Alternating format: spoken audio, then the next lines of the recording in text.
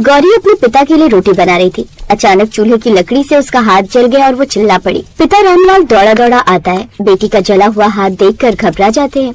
गौरी बिटिया, तू क्यों ये सब कर रही है? मैं बना तो रहा था रोटी बिटिया।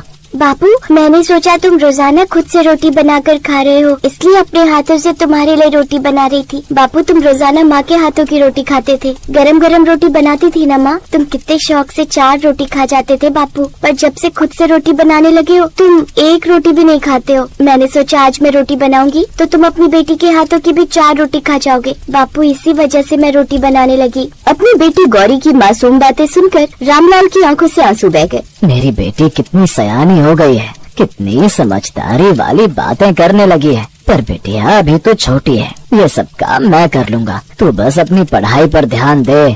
तभी रामलाल का दोस्त किशन जो शहर में रहता था उससे मिलने आ जाता है। देख रामलाल, मैं जानता हूँ सरला भाभी को गए हुए 6 महीने ही हुए हैं, लेकिन फिर भी मैं दोस्त होने के नाते तुझे एक सलाह दूंगा कि तू दूसरी शादी कर ले, क्योंकि गौरी अभी छोटी है, उसे माँ की जरूरत है, तू समझ रामलाल। दोस्त की बात मानकर रामलाल ने अपनी बेटी गौरी के भविष्य की खातिर दूसरी शादी कर ली ताकि गौरी को माँ का प्यार मिल सके। पर रामलाल ये नहीं जानता था कि वो गौरी के लिए माँ नहीं बल्कि सौतेली माँ ले आया है। रामलाल की दूसरी पत्नी शोभा बहुत ही चालाक स्वभाव की थी। आते ही उसने पूरे घर पर कब्जा कर लिया। शोभा अपने साथ एक मोबाइल फोन लेकर आई थी जिस पर वो घंटों बात करती रहती थी। अरे पूछ मत, बस शादी के बाद कितनी व्यस्त हो गई हूँ कि मैं बता ही नहीं सकती। अभी घर के सारे काम निपटा कर बैठी हूँ और तेरा फोन उठाया। अरे हाँ, मैं जानती हूँ कि तू मुझे सुबह से फोन करे, पर क्या करूँ, घर के काम ही खत्म नहीं होते। शोभा अपनी सहेली से बात कर रही थी और रामलाल उसे बार बार आवाज लगा रहा था। शोभा, मुझे रोटी बांध दे तो मैं काम पर चला जाऊँ, बहुत देर हो गई है। हेलो सुन मालती, मैं तुझे थोड़ी देर में फोन करती हूँ। हाँ, बस थोड़ी देर लगेगी, फिर मैं तेरे से तसल्ली से बात करूंगी। शोभा ने गुस्से में फोन काटा और रामलाल पर बरस पड़ी। जरा देर के लिए अपनी सहेली से फोन पर बात करने क्या बैठ गई? तुमने परेशान कर दिया। और मेरी सहेली क्या सोच रही होगी कि मेरे ससुराल में मुझे कोई फोन पर बात ही नहीं करने देता। रोटी लेकर जानी थी तो गौरी को कह देते कि तुम्हारे लिए रोटी सेक देती। शोभा, कल गौरी की परीक्षा है, वो पढ़ाई कर रही है। सारी मुसीबत की जड़ गौरी की पढ़ाई है। गौरी कल कोई परीक्षा नहीं देगी। मैं कोई नौकरानी नहीं हूँ जो घर के सारे काम करूँ और वो महारानी बनकर अपनी पढ़ाई करे। शोभा गुस्से में गौरी के पास गई और उसने उसकी किताबों को छीनकर फेंक दिया। गौरी रोने लगी पर शोभा की आंखों में गुस्से के अंगार भड़क रहे थे। कान खोलकर सुन लो, अगर गौरी ने पढ़ाई की तो मैं पुलिस में झूठी रिपोर्ट लिखवा दूंगी कि मेरा पति मुझे मारता है और बेटी भी साथ में मिली हुई है। मुझ पर अत्याचार होते हैं, फिर तुम दोनों बाप बेटी सारी उम्र जेल में रहोगे। फिर देखते हो तुम्हारी बेटी पढ़ाई कैसे कर पाती है। चाहते हो मैं ऐसा कदम उठाऊं? इसीलिए चुप रहो, तुम्हारी भलाई इसी में है। तू भी सुन ले, आज के बाद घर के सारे काम तू करेगी, मैं एक भी काम को हाथ नहीं लगाऊंगी। रामलाल कुछ नहीं कर पाया। घर के सारे कामों की जिम्मेदारी गौरी पर आ गई। इसी बीच शोभा माँ बनी और उसने बेटी को जन्म दिया। अब शोभा अपनी बेटी कोमल की परवरिश में लग गई और इधर गौरी पर घर की सारी जिम्मेदारी आ गई। दिन भर गौरी घर के काम करती और रात को चोरी छिपे अपनी पढ़ाई करती। रामलाल मजबूर था, कुछ नहीं कर सका। समय बीता और गौरी बड़ी हो गई। वही तो मैं चाहती थी कि वो पढ़ाई ना करे, पर बड़ी चालाक निकली। रातों को बैठकर उसने कॉलेज की पढ़ाई भी पूरी कर ली और मुझे पता तक नहीं चला। देख शोभा,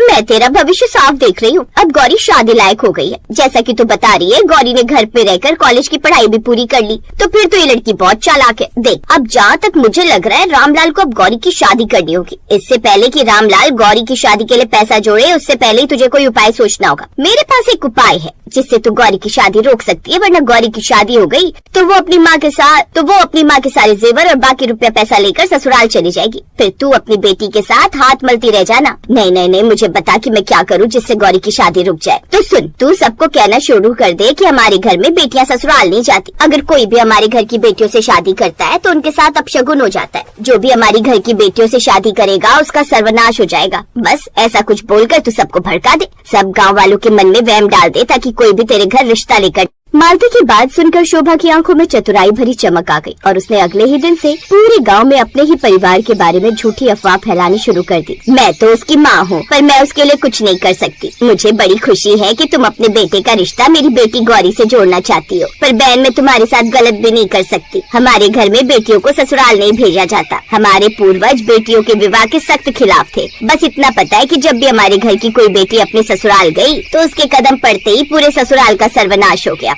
ऐसा ऐसा बुरा होता है कि मैं मुंह से बोल भी नहीं पा रही हूँ। बस इतना समझ लो कि हमारे घर की बेटियों से दूर रहो, हमारे घर से रिश्ता मत जोड़ो। तुम सच ही कह रही हो बहन, वरना कौन अपने घर की बेटियों के बारे में ऐसा बोलता है। जरूर तुम्हारे घर में बेटियों को ससुराल भेजने में अपशगुन होते होंगे। हम तो भाई दूर ही रहेंगे ऐसे घर से रिश्ता जोड़ने से। बहुत बहुत धन्यवाद जो तुमने हमें पहले ही बता दिया, वरना हम तो तुम्हारे घर से रिश्ता जोड़ने के बारे में सोच रहे थे। बस ऐसे ही सबको अपने घर से रिश्ता जोड़ने से दूर रखना है, ताकि गौरी की शादी ना हो और वो सारी जिंदगी हमारे पास नौकरानी बनकर रहे। और मेरी बेटी कुछ सालों में बड़ी हो जाएगी, तब मैं धूमधाम से खूब पैसा लगाकर उसकी शादी करूंगी। शोभा बहुत खुश थी, उसकी चाल कामयाब हो गई थी। अब सब शोभा के घर रिश्ता जोड़ने से कतरा रहे थे। रामलाल को सच पता चल चुका था कि ये सब शोभा ने किया है। घर में बहुत लड़ाई झगड़ा भी हुआ, पर शोभा को इस बात से कोई फर्क नहीं पड़ा। एक रात सब गहरी नींद में सो रहे थे। शोभा अपने कमरे का दीपक बुझाना भूल गई और अचानक कमरे में लगे पर्दे में आग लग गई और आग धीरे धीरे फैलने लगी।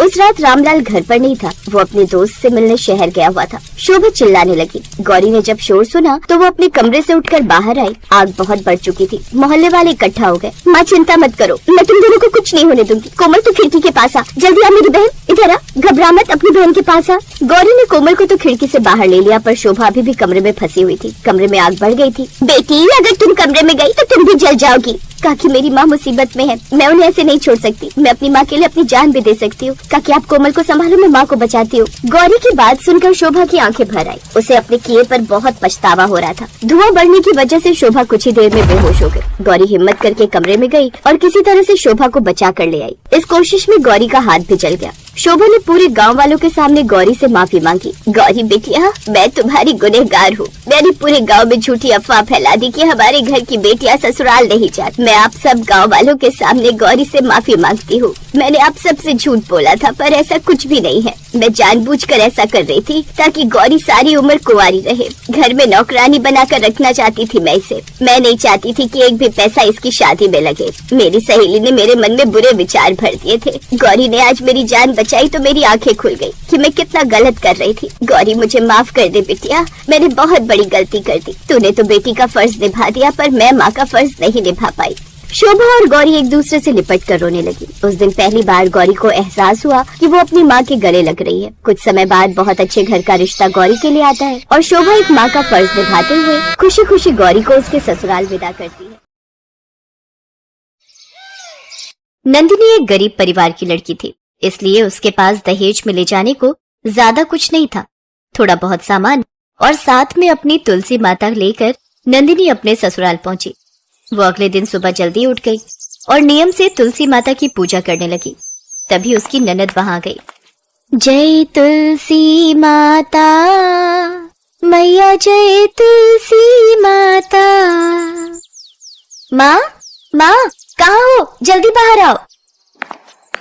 क्या हुआ है? तू इतना शोर क्यों मचा रही है? शोर मैं नहीं, भाभी मचा रही है। आपको पता है मैं रात में देर से सोती हूँ और सुबह सुबह इनकी घंटी और आरती की आवाज ने मुझे उठा दिया। पता नहीं पापा भी किस गवार को उठा लाए हैं। आधे से पूरे घर की शांति भंग कर दी। निशा, मैं तो तुलसी माता की पूजा आरती कर रही थी। कान खोलकर सुन लो बहू, सुबह सुबह कोई पूजा पाठ नहीं होगा। ये तुम्हारा मायका नहीं ससुराल है, जहाँ तुम्हारी नहीं हमारी चलती है। जल्दी से ये खत्म करो। हमारे यहाँ कोई नौकर नौकरानी नहीं लगे हैं जो सुबह सुबह घर के काम कर देंगे। घर के सारे काम तुम्हें ही करने हैं। जी माँ जी। अरे बिमला बहू की शादी को अभी एक ही दिन हुआ है और तुम उससे काम करवाना शुरू हो गई। ये बात ठीक नहीं है। देखो जी, तुम्हारे कहने पर हम गरीब घर की लड़की को अपनी बहू बनाकर ले आए हैं, पर अब तुम्हारे हिसाब से सब कुछ नहीं चलेगा। माँ, मैंने तुमसे पहले ही कहा था अंजलि को इस घर की बहू बना लो। अच्छा खासा दहेज मिल रहा था। बताओ, दहेज के नाम पर एक तुलसी का पौधा उठाकर ले आई है। पूजा तो ऐसे कर रही थी जैसे तुलसी के पौधे पर नोट उगते हों।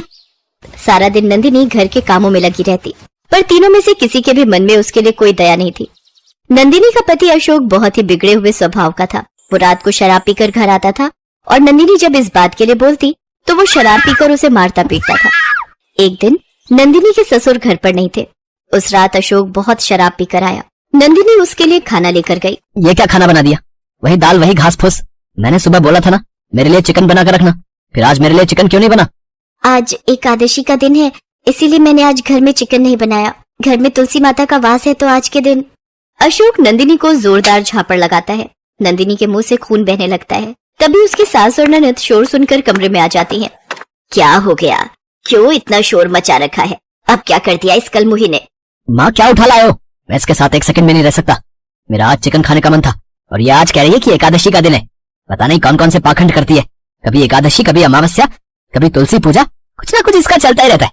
माँ या तो अब इस घर में ये रहेगी या इस घर में मैं रहूंगा। माँ कुछ तो आपको अब करना ही पड़ेगा, इसकी वजह से आज भैया घर छोड़कर जा रहे हैं।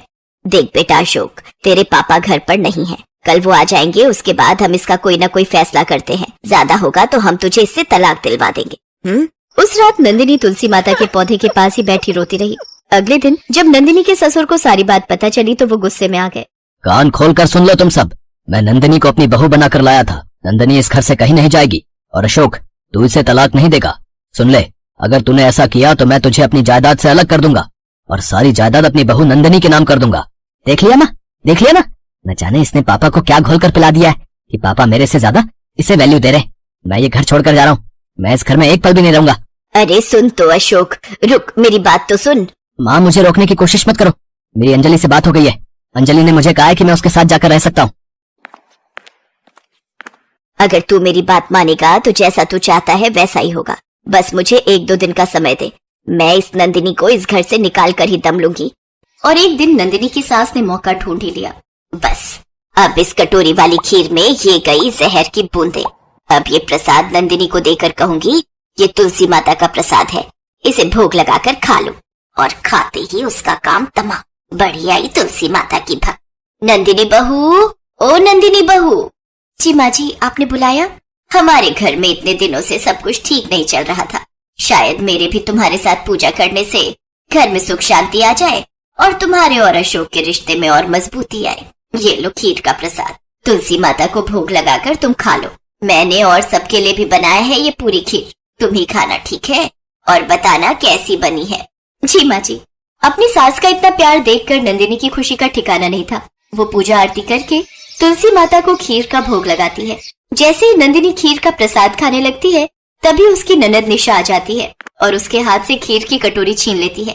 अरे वाह खीर, तुम तो बड़ी चालाक हो भाभी, सारी की सारी खीर खुद ही खा जाना चाहती थी। लाओ ये खीर मुझे दो, ये खीर मैं खाऊंगी। निशा खीर के 2 चम्मच खा चुकी थी। तभी बिमला की नजर निशा पर पड़ जाती है और वो चीख पड़ती है, निशा ये खीर मत खा, इसमें जहर मिला हुआ है। अपनी सास की बात सुनकर नंदिनी के होश उड़ जाते हैं, पर तब तक बहुत देर हो चुकी थी। निशा जहर वाली खीर खा चुकी थी। निशा चक्कर खाकर बेहोश हो जाती है। बिमला चीखे मारकर रोने लगती है। इतनी देर में अशोक और नंदिनी के ससुर भी आ जाते हैं।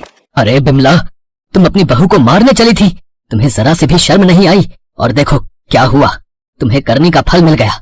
आज तुम्हारी अपनी बेटी की जान संकट में है। हे भगवान, अगर मेरी बेटी को कुछ हो गया तो मैं तुम्हें कभी माफ नहीं करूंगा। बिमला, अशोक जल्दी से डॉक्टर को बुलाकर ला। अशोक डॉक्टर को बुलाकर लाता है पर निशा में कुछ नहीं बचा था। आई एम सॉरी, अब मैं कुछ नहीं कर सकता। नहीं नहीं नहीं नहीं, ये नहीं हो सकता, ये नहीं हो सकता। मेरे किए की सजा मेरी बेटी को नहीं मिलेगी। आज आपके पत्तों का रस मेरी ननद के लिए जीवनदायिनी औषधि बन जाए, इसी कामना से मैं ये तुलसी के पत्तों का रस अपनी ननद को पिला रही हूँ। माँ जय तुलसी मैया। नंदिनी तुलसी के पौधे से कुछ पत्ते तोड़कर उनका रस निकालकर नंदिनी को पिलाती है और तुलसी पत्तों का रस पीते ही नंदिनी को होश आ जाता है। ये देखकर सब हैरान रह जाते हैं। माँ, पापा, मेरी बच्ची, मेरी निशा। निशा मेरी बच्ची, जय तुलसी मैया की। जय तुलसी मैया की। बहू मुझे माफ कर दो, तुम तो तुलसी माता की भक्त होने के साथ साथ इस घर के लिए बहुत भाग्यशाली हो। सब मिलकर तुलसी माता को प्रणाम करते हैं। अशोक भी अब तक समझ चुका था कि नंदिनी ही उसके जीवन के लिए सही है और फिर तुलसी माता के आशीर्वाद से नंदिनी के जीवन में सब कुछ ठीक हो जाता है और वो अपने परिवार के साथ खुशी से रहने लगती है।